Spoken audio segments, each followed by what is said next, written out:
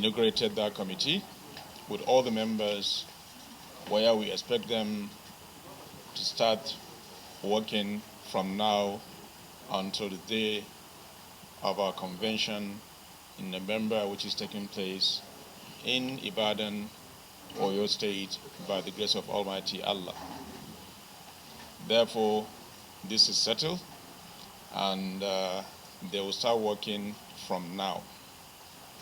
This is exactly what we did, and if there's any question from members of the press, I'll be more than happy to answer your questions. Thank you. So your name and medium, please. I think that should be something we should be concerned about, because in politics, it's about give and take. No matter who is selected, there will always be agitation from the other members. So it's normal, it's usual. It is something that is internal, and we're working on making sure everybody is on board so that we can have a very, very successful convention. This committee is the engine room of a successful convention of our great party. And somebody from the public also asked this question, whether arrangements were made. And I made it very clear to him that arrangements are in place. People will be transported from their regions all the way to Ibadan. And I also guarantee that everybody will be accommodated. And anyway, the whole essence of this committee is to work on the logistics.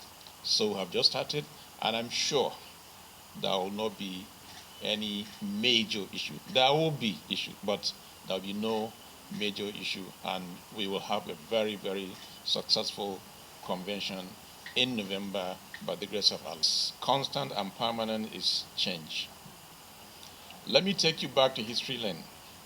In 2015, when PDP had over 29 to 30 governors, what happened at the end of the day?